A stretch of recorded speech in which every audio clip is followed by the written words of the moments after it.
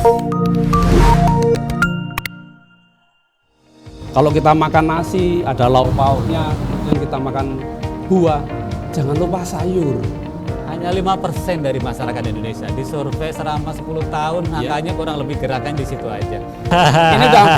Ini kayaknya udah mulai ini nih dari BP Makassar, sudah mau menghitung-hitung ini. Hai great people, apa kabar? Semoga rekan-rekan sekalian baik di HO maupun di cabang dalam kondisi sehat walafiat. Pagi ini kita ketemu lagi dalam acara Pujasera, sapaan unik dan belajar bersama. Baru kali ini kita mengadakan Pujasera di outdoor. Pagi ini mencoba mengajak rekan-rekan sekalian untuk hidup sehat. Yang pertama, kalau kita mau sehat, jangan merokok, jangan minum minuman keras, olahraga yang teratur, istirahat yang teratur, makannya yang bergizi. Nah, terakhir nih, makanan yang bergizi itu seperti apa? Ya, makan yang sesuai dengan ketentuan. Kita juga jangan lupa juga minum. Kalau kita ada 4 sehat 5 sempurna, kita makannya sudah sesuai, gizinya sudah cukup, jangan lupa untuk minum susu. Nah, gizi yang sesuai seperti apa? Nah, makannya dari sesuai dengan standar, sesuai dengan kebutuhan kita masing-masing. Kalau kita makan nasi, ada lauk pauknya, kemudian kita makan buah, jangan lupa sayur. Nah, ini yang kadang-kadang saya lihat banyak yang orang enggan makan sayur. Jadi pagi ini kami mengundang bisa dikatakan pakar ya, pegiat hidroponik. Beliau juga sekaligus founder dari kelompok tani namanya KES, Kelompok Edukasi Sejahtera. Nah, adanya di Bekasi. Beliau sangat concern sekali terhadap hidroponik. Siapa sih? Ada di sebelah saya nih, Mas Teguh, apa kabar? Alhamdulillah semoga baik. Semoga selalu dalam kondisi sehat. Amin. Keluarga juga demikian. Alhamdulillah Pak Budi. Kemudian gimana di rumah? Hidroponiknya juga masih jalan pastilah ya. Alhamdulillah ya, untuk aktivitas hidroponik sejak pertama dirintis sampai dengan hari ini tetap terus konsisten berjalan dan kita dalam proses ya untuk dikembangkan lagi. Untuk saat sekarang kurang lebih sekitar kapasitas mendekati 2000, tapi memang ini sebenarnya pengen dikembangkan lagi ke arah karena memang di kota itu keterbatasan lahan. Kita pola dengan bekerjasama dengan teman-teman aja lah yang punya lahan di rumah masing-masing untuk bersinergi. Pagi ini kita mau share mengenai hidroponik, Mas. Alhamdulillah. Mungkin barangkali ada rekan-rekan yang masih belum paham atau mungkin baru kali ini mendengar apa yang namanya hidroponik. Oh, baik. Nah, mungkin Mas Teguh minta tolong bisa disampaikan dulu apa sih hidroponik itu? Baik. Assalamualaikum warahmatullahi wabarakatuh. Waalaikumsalam. Terima kasih waktunya yang diberikan untuk PT Bina Pertiwi yang alhamdulillah ya sudah kemajuan luar biasa ya, memiliki sebuah wadah khusus ya untuk pembinaan kegiatan pertanian ini Pak Budi ya. Ya. Dan alhamdulillah tadi juga luar biasa ya, ternyata kalau melihat antusiasme sejak pertama kita memprogramkan hidroponik di Bina Pertiwi 6 bulan udah 10 kali panen. Ini untuk sebuah pembelajaran sudah luar biasa nih. Oh Pak gitu ya. Alhamdulillah. Konsisten berarti teman-teman kami di sini. Baik, izin memperkenalkan diri, mungkin ada yang belum mengenal dengan saya. Nama saya Teguh Prayitno ya. Biasa dipanggil tadi lah Mas Teguh juga boleh, nggak apa-apa. Saya masih aktif di departemen divisi PIN ya, PT United Tractors. Iya. Aktivitas hidroponik ada beberapa ya, karena banyak saya bacain ya. Saya tadi disampaikan owner atau founder dari Cash Urban Farming ya Pak ya tadi ya. Di Pondok Ungu. Kemudian alhamdulillah dipercaya 2 konsultan hidroponik sama Pak Busan nih di sini nih. Saya nggak salah berarti. Kami nggak salah nih berarti. Kemudian owner sebagai Teguh Hidroponik ya, baik mulai perlengkapan toko sampai kebunnya juga ada. Kemudian saya juga trainer di Ketan Pari ya, kelompok tani Ketanan Pari di Medan Satria. Ada juga saya sedang membangun sebuah learning center ya khusus untuk hidroponik ya. Mudah-mudahan ini bisa dikembangkan dan keilmuan hidroponik bisa terus makin mudah diakses dan kemudian bisa menyebar ke seluruh Indonesia. Ada fakta cukup menarik di Indonesia itu, kalau kita ngelihat kan tanahnya Gemah Ripah Lo Cinawi ya, banyak sekali orang berpikirkan ini orang Indonesia itu sehat semuanya nih, konsumsi sayurannya juga pasti mantap. Betul. Tapi ternyata lembaga-lembaga survei melakukan survei ternyata hanya berapa Busan? hanya 5% dari masyarakat Indonesia. Disurvei selama 10 tahun, angkanya kurang lebih gerakan di situ aja. Ini sebuah fenomena yang menurut saya cukup menjadi perhatian kita semuanya bahwa 5% yang terpenuhi. Nah, menurut WHO itu sebenarnya berapa sih yang terpenuhi? Orang dikatakan sehat bila mengkonsumsi sayuran itu sehari 250 gram. Untuk sayuran dan buah-buahan 150 gram. Itu standar kesehatan dari WHO. Ternyata orang Indonesia yang berpola begitu baru 5%. Nah, padahal efeknya kalau nggak mengkonsumsi itu apa sih? Ada beberapa nih, ada 9 nih. Mudah memar, sering kelelahan, sakit tak kunjung sembuh, bikin lemot, sering kram otot, kenaikan berat badan, gampang stres, berisiko terkena kanker, sering mengalami sariawan dan gusi berdarah. Nah, ini jangan-jangan kalau ada tanda-tanda itu, jangan-jangan kita ini kurang sayuran atau buah. Betul. Baik, kita langsung ke hidroponik ya. Jadi artinya bahwa hidroponik itu adalah sebuah kegiatan pertanian yang menggunakan air sebagai media utamanya menanamnya. Seperti itu, Pak.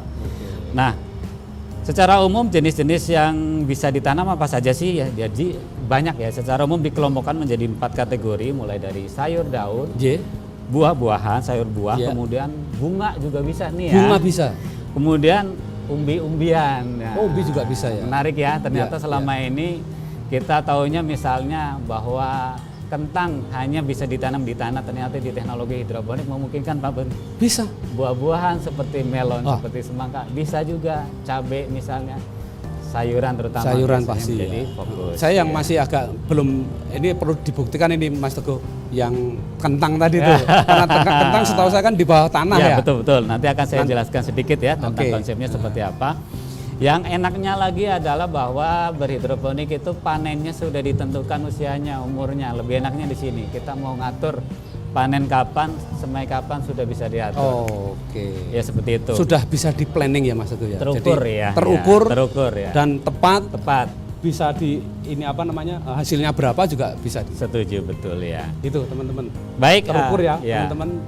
Hidroponik sendiri sebenarnya kan sebuah rekayasa pertanian ya, yang sebenarnya secara umum memindahkan konsep bertani dari tanah menggeser ke media air. Nah, tentunya untuk menuju proses ke sana harus diperhatikan bahwa kebutuhan tanaman itu sendiri harus terpenuhi ketika dia dipindahkan ke media air. Nah, kegiatan ini memerlukan sebuah rekayasa alat bagaimana kebutuhan tanaman bisa terpenuhi, Pak ya. Kalau dalam hidroponik, kebutuhan-kebutuhan itu apa aja sih? Jadi kebutuhannya meliputi adalah sesuatu unsur yang ada di matahari, itu jelas. Sinar karena matahari. Dari proses fotosintesis tanaman pasti dibutuhkan matahari. Kemudian yang kedua adalah kandungan yang ada di air. Yang di air itu apa aja sih? Ternyata bukan air dialirin kosong doang ya. Jadi nggak cuman air tok gitu ya. Air tok yang di dalam air hidroponik itu ada sebuah formula yang kita gunakan untuk memproses hidroponik, yaitu kita gunakan pertama nutrisinya adalah dinamakan AB mix ya di dalamnya. Di mana AB mix itu terdiri dari nutrisi, dikatakan AB mix karena ada A dan B. A mewakili unsur makronya, jadi B-nya unsur mikronya. Unsur makro seperti nitrogen, fosfor, kalium, magnesium dan lain-lainnya ya. Kemudian unsur mikronya seperti ferit, tembaga, klor dan lain-lainnya. Jadi sebenarnya ini lebih dibahasakan kimia karena apa? Satuannya lebih mudah diukur ya. Jadi seperti itu. Jadi semua itu terpenuhi. Yang kedua adalah di situ ada namanya dissolved oksigen. Jadi tanaman itu untuk menyerap itu juga perlu oksigen di dalam air. Jadi dissolved oksigen dikatakan oksigen yang terlarut di dalam air. Ini nggak bisa timbul kalau nggak direkayasa. Contoh rekayasa adalah contohnya dialirkan atau diaduk misalnya. Tapi kalau diaduk terus bisa manual, tapi capek juga tiap hari Pak.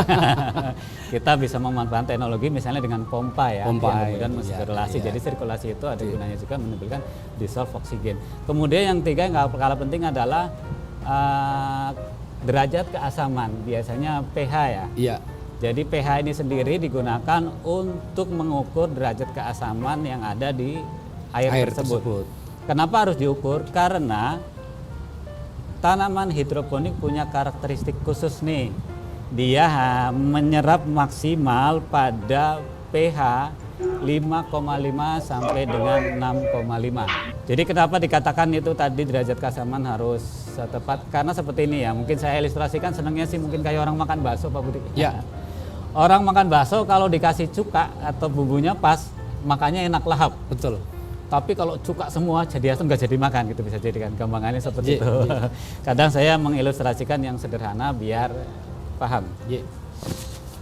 Oke, berikutnya terus kita ke kelebihan hidroponik itu apa sih?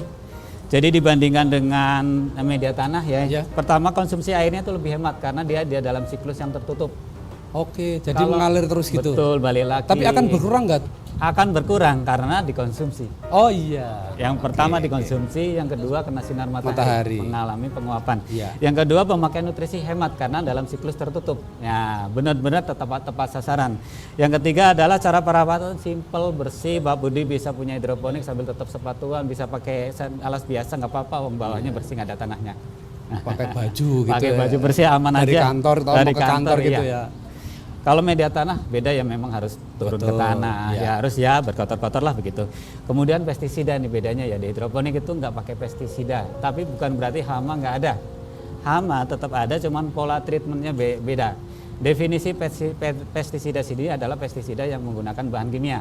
Kemudian kalau di hidroponik kita tidak menggunakan itu, tapi menggunakan pestisida nabati namanya Pak Budi. Oh, oke. Bisa kita buat dari tembakau, bisa dari bawang putih, bisa dari daun sirsak, bisa dari daun pepaya, bisa bahan-bahannya ada di sekitar kita semua. Berarti benar-benar tidak ada unsur kimia ya? Ya, yang digunakan untuk menggunakan sistem mengatasi hama. Biasanya di dalam pola pertanian yang paling bahaya adalah unsur kimia yang digunakan untuk mengatasi hama. Karena lahan banyak, tembak aja langsung. Udah mati semua sih. Iya. Cuman pada nempel di tanaman. Iya. Jadi seperti itu. Kemudian kualitas tanaman pasti akan lebih bagus, bisa dilihat dengan harganya. Misalnya di supermarket pasti harganya akan lebih tinggi daripada sayuran biasa. Itu logikanya, kalau nggak bagus nggak bakalan orang beli, sesimpel itu aja Pak. Betul. Oke, kemudian serangan hama lebih rendah ya, karena memang tidak ada unsur tanah di bawahnya, di mana memang mayoritas hama itu sumbernya dari tanah yang memang cukup tinggi. Kemudian produktivitas bisa sampai 30-50% up dari tanaman biasa. Oke. Berarti produksinya akan lebih Lebih tinggi, banyak daripada tanaman biasa di Ya. tanah, di Ya. lahan tanah. Saya berikan kunci pokok ketika Anda mau berhidroponik, saya berikan 6 nih. Lihatlah cahaya matahari, kebutuhan udara, air, derajat kasaman, nutrisi, sama temperatur. Temperatur. Bermainlah pada di situ, ketika bisa menjaga semuanya, insya Allah tanaman kita akan bagus. Hidroponik itu cara nanamnya seperti apa sih? Ya simple aja ya sebenarnya cara nanam hidroponik. Starting berawal dari kita punya benih. Untuk sementara ini saya rekomendasikan pilihlah benih-benih yang berkualitas. Ya. Daripada asal beli benih yang murah meriah, nunggu 45 hari misalnya, hasilnya nggak memuaskan, capek di jalan, lebih mahal ongkosnya. Mending beli yang jelas-jelas berkualitas, kemudian kita semai, itu akan lebih kita harapkan hasilnya bagus. Itu aja. Untuk saat sekarang memang mayoritas masih banyak yang kemudian produksi pada perusahaan-perusahaan tertentu. Yang kedua memang sebagian masih impor juga ada. Ya. Ya, itu masih seperti Ersijang produksi dari impor-impor itu masih banyak sekarang, dan memang masih belum banyak juga di Indonesia yang produksi ini. Mungkin jadi sebuah tantangan tersendiri karena hidroponik sudah berkembang, cuman perusahaan-perusahaan yang menghasilkan benih itu sendiri masih terbatas.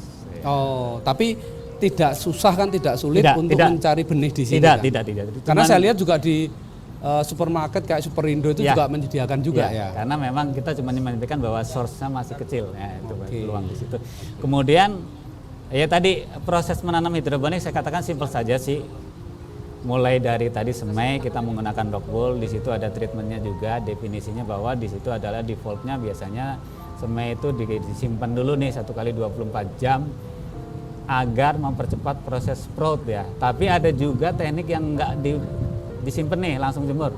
Nggak ada yang salah, praktekkan mana yang tepat di daerah masing-masing. Oke. Gitu. Yang kedua kemudian begitu sprout kita tempatkan langsung di instalasi semai bagi yang sudah punya. Kalau enggak ya manual aja lah dijemur. Wajib Oke. dijemur hukumnya. Nah, jadi tidak ada istilahnya hidroponik itu neduh-neduh pakai payung, enggak. Hidroponik itu sedapatnya matahari dari pagi sampai sore jemur-jemur. Yang penting suplai airnya jangan lewat. Oh, jadi Gitu ya. perlu atap itu atau memang tidak perlu atap, langsung kena sinar Ya. matahari, atau atapnya yang bening harus kena ini? Jadi bisa saya jelaskan di sini, kalau kita mengapa perlu menggunakan atap? Atap bukan untuk menghindari matahari, makanya Oke. atapnya harus yang bening. Atap adalah untuk menghindari air hujan terkena langsung tanaman. Kalau air hujannya deras, tanamannya daunnya akan rusak cenderungnya. Yang kedua, airnya akan masuk ke instalasi. Ini pasti akan merubah formulanya. Oh, Karakter air hujan itu adalah asam, Asam. lebih tinggi, sehingga derajat keasaman di dalam tandon yang kita punya akan naik, dan ini tentunya akan merubah formula yang nggak stabil dengan kebutuhan tanaman. Oke, berarti kalau kena hujan kita cek lagi, Nah, kita apa namanya? jas lagi. Jas lagi ya. Disesuaikan lagi. Disesuaikan lagi pH-nya berapa gitu ya. Itu repotnya kalau nggak ada atap. Oh, Kalau Bapak ada atap, mau Ye. hujan mau apa, di rumah aja santai aja. Oh gitu. Tapi apakah atap itu harus bening atau harus tertutup kayak genteng itu, Mas? Nah, atap itu tadi ya tidak mereduksi matahari, tapi menghindari hujan terkena langsung kepada instalasi dan tanamannya. Jadi fungsinya di situ garis besarnya. Kalau di IUPIN beda lagi, matahari itu anugerah yang diberikan untuk mempercepat proses tumbuh. Jangan dihindari malah. Dinikmati sebanyak-banyaknya. Monggo lanjut Ya, Mas Teguh. lanjut ya. Tadi mulai dari proses semai, kurang lebih biasanya rata-rata sih kisaran tanda bahwa semen kita sudah bisa dipindahkan ke dalam instalasi remaja itu biasanya ditandai dengan munculnya daun sejati ya, bisa dikatakan kalau dikalkulasi manual biasanya daun yang ketiga atau keempat sudah muncul, biasanya starting pecah itu daunnya 2 dulu Pak. Ketika udah muncul 3 atau 4, nah sudah bisa nih siap-siap geser ke, biasanya ada orang yang pengennya di remaja dulu nih biar agak cukup umur sampai kurang lebih 15 hari misalnya di situ, setelah itu baru dipindahkan ke instalasi dewasa kurang lebih 15 hari. Ini lebih ke selera ya Pak Husan ya? Iya. Bukan berarti harus umurnya yang sama, karena saya cuma menerapkan di tempat saya begitu. Di semaian kurang lebih di 15 hari ya, kemudian di remaja 15 hari, di dewasa 15 hari, jadilah kemudian kalau di siklus terus berarti walaupun umurnya 45 hari panen, kita bisa tiap 2 minggu sekali panen. Ya. Jadi kandungan nutrisinya luar biasa di sana ya. Jadi semua kebutuhan nutrisi yang kita sebutkan tadi hampir semuanya teradopsi di tanaman hidroponik ini, dan memang benar tadi karena diproses dengan nutrisi yang terukur, air yang sehat dijaga terus, sampai bahkan derajat keasamannya diukur, kebutuhan mataharinya untuk fotosintesis terpenuhi. Otomatis dengan seperti ini artinya akan menghasilkan tanaman-tanaman dengan kualitasnya tinggi. Artinya Ya. semua kandungan-kandungan yang ada di sana bisa kita peroleh manfaatnya untuk tubuh kita. Iya. Itu buat kesehatan ya. Kemudian sisi lain adalah ini juga menarik ketika kita ngelihat dari sisi non finansial yang tadi adalah timbulnya sebuah, misalnya kita bangun sebuah kegiatan kebersamaan sebuah kelompok masyarakat. Ini menarik ya. Jadi social effect lah ya. Social effect ya. Mungkin yang pertama nih, Mas Teguh, dari Pak Bagus nih atau Mas Bagus. Pertanyaannya adalah untuk hidroponik yang pakai atap paranet, apakah bisa Pak Teguh? Nah, Baik. mungkin bisa langsung dijawab nih. Terima kasih Pak Bagus atas pertanyaannya. Seperti mungkin saya jelaskan tadi, sebenarnya tergantung dari sudut mana, teknik mana. Tapi survei secara umum saya lebih branding misalnya seperti ini. Pertama, saya lebih merekomendasi yang menggunakan atap bening. Yang kedua, paranet itu karakterinya adalah mereduksi matahari. Berapa yang direduksi? Ada yang 65% sampai 85%. Oke. Di tempat lain orang nyari-nyari matahari, kita sudah punya matahari full ditutupin. Nah, kayak gitu. Jadi mungkin logika berpikirnya seperti itu, karena memang di paranet silakan cek, pasti ada untuk ukurannya. Dia akan mereduksi, ada yang 65%, 85%. Teduh sih di situ sebenarnya. Kalau tanaman boleh bicara, dia akan protes. Saya butuh nih daun nih fotosintesis, buat daunnya apa? nih. Ultravioletnya malah Ultravioletnya jangan semua, dihalang-halangin jangan gitu. dihalang-halangin, biar cepat tumbuh gede. Jadi mungkin seperti itu. Kemudian ini ada pertanyaan lagi dari Mas Dewa Nuri nih. Bila di perumahan yang sinar mataharinya kurang atau hampir tidak kena matahari karena tertutup atap dan ingin menanam hidroponik, tanaman apa yang cocok Pak Teguh? Baik, pertama gini ya, sebenarnya tanaman hidroponik apapun bisa ditanam dalam kondisi apapun. Artinya cuman harus mengukur medannya. Ada yang medan sehari full kena matahari nih, Ya, ada yang cuma setengah hari, ya. bahkan ada yang nggak kena sama sekali. Pertanyaan tadi bisa apa nggak? Saya bilang bisa. Ya. Cuman yang mataharinya nggak ada atau rendah banget itu punya masalah, artinya kebutuhannya harus kita suplai dengan model yang lain. Kita ada alternatif teknologi, ada namanya lampu grow lights namanya ya. Jadi memang lampu-lampu ini khusus digunakan untuk berproses menggantikan fungsi matahari. Jadi kalau mungkin Bapak Ibu sekalian mungkin kadang-kadang punya berimajinasi, di kamar saya pengen hidroponik bisa. Oh gitu. Tapi pakai lampu Pakai tambahan lampu ya. grow lights tadi. Kalau mataharinya tidak terwakili jumlahnya, pasti nggak tumbuh. Bahkan di negara-negara industri itu sekarang hidroponiknya malah di ruangan tertutup. Karena memang matahari juga susah, cuaca nggak mendukung, ditutup sekalian mereka. Makanya full 100% pakai grow lights. Artinya tidak menggunakan matahari. Tapi sekali lagi, itu tentunya high cost buat kita ya, buat sekedar mungkin mencoba ya. Carilah yang tempat ada mataharinya, ini fasilitasnya gratis kita manfaatkan. Begitu, silakan lanjut. Oke, ini dari Batu Kajang lagi nih, dari Mas David. Bisa untuk nggak? tanam bisa nggak yang kalau tanpa rock wool? Monggo Mas Teguh, silakan. Baik, terima kasih pertanyaan yang bagus. Jadi media hidroponik itu banyak banget ya, tidak hanya rock wool. Anda bisa menggunakan sekam bakar misalnya, ada bisa menggunakan kemudian spon, bahkan itu bisa digunakan walaupun daya serapnya nggak sebagus itu tadi dikatakan kita menggunakan apa tadi pertanyaannya? Rock wool ya. Rock wool. Nggak sebagus rock wool. Memang kenapa kemudian pada akhirnya orang menggunakan rock wool? Itulah the best formula yang digunakan paling bagusnya untuk hidroponik.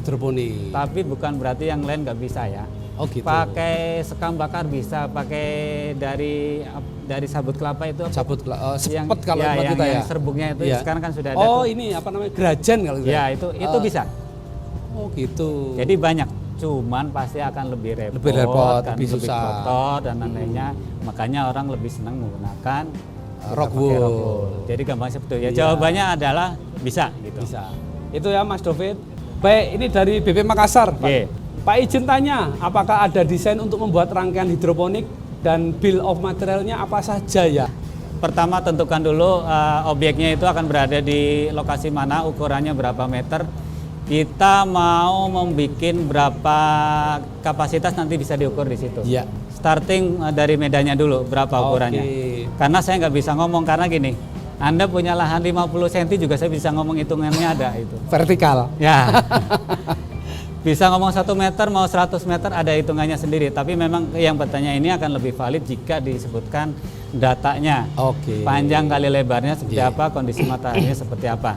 Dan nanti nextnya juga pasti kita akan harus melakukan survei paling awal adalah kondisi air lokal di tempat tersebut.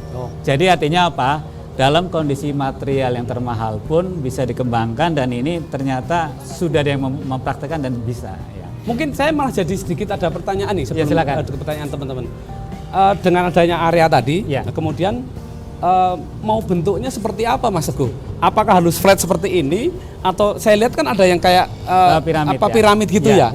Itu nanti seperti apa Mas Teguh? Konsepnya seperti ini. Dari faktor alam lain yang harus diperhatikan adalah kondisi lokasi tersebut. Bagaimana kemudian anginnya. Misalnya saya beli sampel di Bina Pertiwi, ini kemudian apa saya berikan contoh terapinya nggak terlalu tinggi, kemudian flat ya. Karena di sini anginnya kenceng banget. Akhirnya kalau kemudian kita pasang piramid ketinggian 2 meter misalnya, efeknya adalah angin kenceng banget, tanaman nggak sempat tumbuh, stres, ngurusin akar mulu dia. Jadi nggak tumbuh nggak tumbuh daunnya ini nggak tumbuh, tapi dia akan mikir untuk memperkuat gitu. Diri, gitu. Ini dari Mas Arli nih. Arli Fadli. Iya, Mas Arli. Pak Teguh, hidroponik tadi dibilang atap diperlukan untuk menghindari hujan. Jika space di rumah untuk hidroponik tidak beratap, Oke. apa yang dilakukan paginya jika tanaman hidroponik terkena hujan? Baik. Ini udah menjurus ke teknis. Menjurus ke ini. teknis ya. Jadi seperti saya jelaskan tadi, hujan membawa karakter asam. Kemudian hujan juga membawa karakter kedua, dia kondisinya tidak ada nutrisi, otomatis nutrisi sudah di formula. Ketika nanti dicek, pertama treatment adalah harus kita punya pH meter dan TDS meter ya. Ya. pH meter untuk mengukur derajat keasamannya, jika geser dari range 5,5 sampai 6,5 ya. di-adjust aja. Artinya kalau rendah ya dinaikkan, kalau ketinggian ya diturunkan. Turunkan. Ada pH up, pH down. Nyarinya di mana, buka di toko online deh, saya rekomendasi di mana aja terserah, banyak sekarang. Pakai itu aja. Kemudian yang kedua tadi kaitannya dengan kondisi nutrisi pasti turun. Airnya tambah, yang kedua boros efeknya, melebar. Oke. Nutrisi kebuang Iya. cuma. Iya, iya. Tapi harus segera diatasi, kalau enggak tanaman akan tumbuhnya terganggu. Harus ditambah nutrisi lagi sampai dengan ppm yang dibutuhkan. Begitu. Oke. Semoga menjawab ya Mas Arli. Ada pertanyaan lagi nih dari Mas Jarjuna ini. Selamat pagi Pak Teguh. Kendala apa yang biasanya dialami oleh pemula saat berbudidaya hidroponik dan bagaimana cara penanggulangannya? Terima kasih. Oke, terima penanggulangannya. Terima kasih. Saya ini mungkin definisi pemula, saya bilang bukan yang sekedar baca-baca ya. Kalau saya bilang pemula itu orang sudah mulai praktek. Kalau pembaca ya bilang ya baca secara umum aja lah. Kalau yang sudah mulai ranah praktek, biasanya pertama gagal semai. Oke. Gagal yang pertama. semai problemnya satu biasanya nyimpennya kelamaan. Nyimpennya di rock wool tersebut. Bukan, dia setelah kemudian dimasukkan ke dalam rock wool itu ada proses namanya disimpan di tempat tertutup. Ya. Biasanya idealnya 1 kali 24 jam. Biasanya kadang-kadang karena pemula sibuk yang lain baru 3 hari dibuka. Oh, karena mungkin kelupaan ya. Kelupaan. Seharusnya 1 kali 24 Itu jam. akan timbul yang namanya etiolase. Etiolase itu kondisi di mana orang bahasa sederhananya kutilang, kurus, tinggi langsing. Langsing. Oh. Karena karakter tanaman itu kalau nggak kena matahari dia akan bergerak matahari. Jadi akhirnya tanaman panjang doang nggak ada daunnya. Itu pertama. Oke, oke. Yang kedua biasanya kurang kontrol terhadap kondisi air yang ada di rock wool. Kondisinya ada dua. Ada yang nggak mau capek disiramin. Oh, salah justru malah ya. Kebanyakan Oh. akhirnya akarnya mati. Oke. Yang kedua saking lamanya kelupaan sampai kering. Itu paling umum nyubi biasanya. Nggak konsen ya bagi Nggak pemula konsen, itu ya. iya. Jadi Yang memang iya begitu yang kondisinya pertama dari segi semai, kemudian segi proses tanam biasanya kurang perhatian terhadap perubahan yang ada di tanaman. Misalnya adalah di tanaman itu adalah biasanya ada hama misalnya. Hama itu bisa berupa belalang, bisa berupa dari ulat atau kemudian leaf miner atau sesuatu yang bergerak putih di dalam daun-daun itu. Itu harus diatasi. Kalau enggak tahu-tahu kita taunya yang penting udah ada nutrisi udah aman, tahu-tahu begitu panen tanamannya daunnya habis semua ya. Biasanya begitu kendalanya. Yang ketiga biasanya terjebak pada pikirannya sendiri nih Pak. Belum nanam, belum apa sudah berpikir, Pak kalau saya mau hidroponik mau saya jual kemana ya Pak? Itu pertanyaan udah sekian ribu kali ketemu orang dan itu ditanyakan. Padahal menurut saya fokus dulu hasilkan tanaman berkualitas, setelahnya Anda akan tahu sendiri Anda akan lari kemana. Mungkin mudah-mudahan ini menjawab. ya.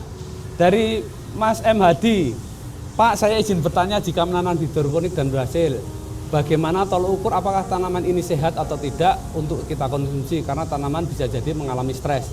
Apakah cukup dari rasa sayuran tersebut atau secara fisik terlihat jika tanaman ini baik dikonsumsi?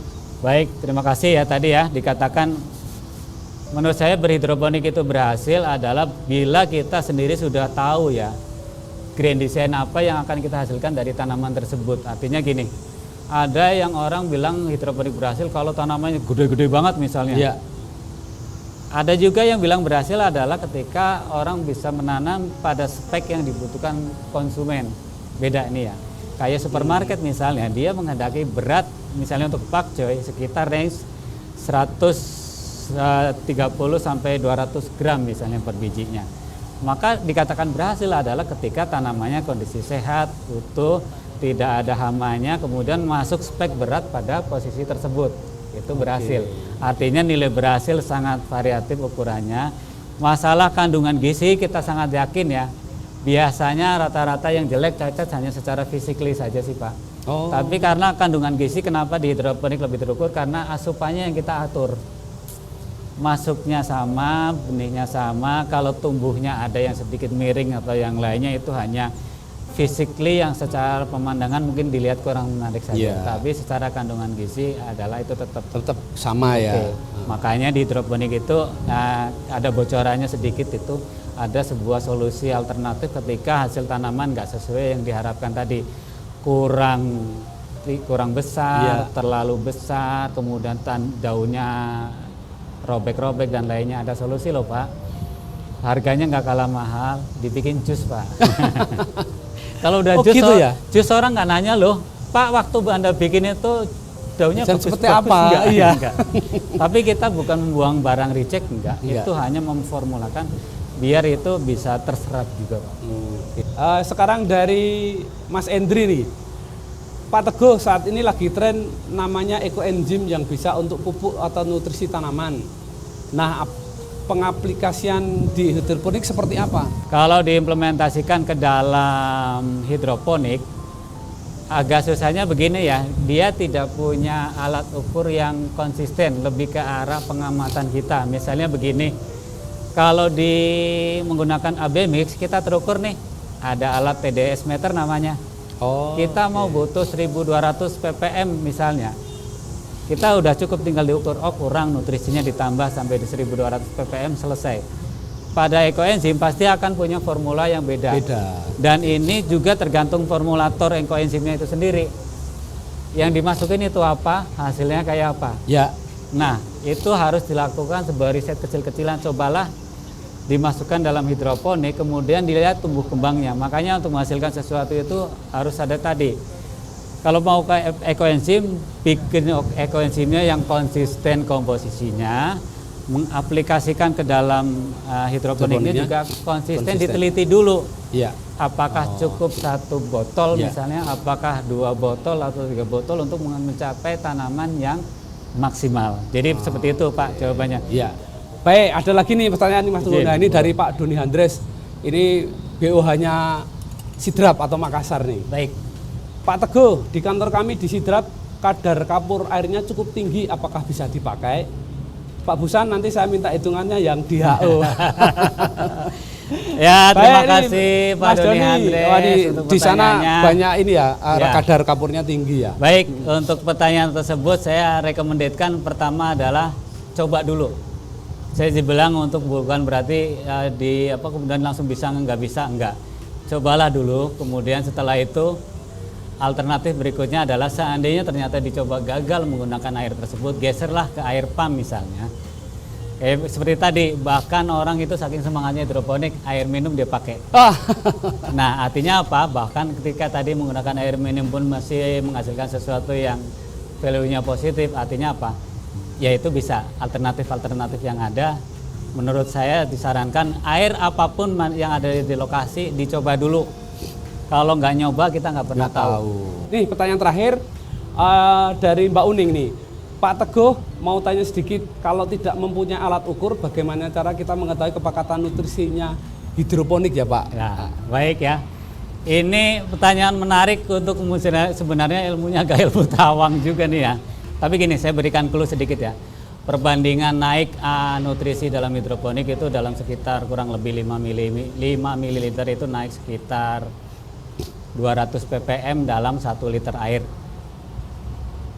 Ini komparasinya, jadi mungkin ini kalau nggak punya TDS meter, sementara ya pakai speed ya, jarum suntik itu ya, gunakan per 5 mili itu untuk 200 ppm, tinggal dikalikan aja. Cuman repotnya adalah kita nggak tahu juga nih air bakunya ada berapa. Nah, itu jadi agak PR-nya. Tapi kalau yang alat tadi manual adalah tadi komparasi 5 mili dalam 1 liter air.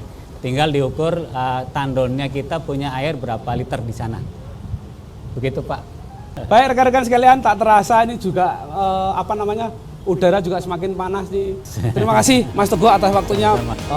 Oke, untuk menutup acara pagi hingga siang ini, Saya tutup. Assalamualaikum warahmatullahi wabarakatuh. Waalaikumsalam. Bina Pertiwi, warahmatullahi wabarakatuh. trust us, we are great.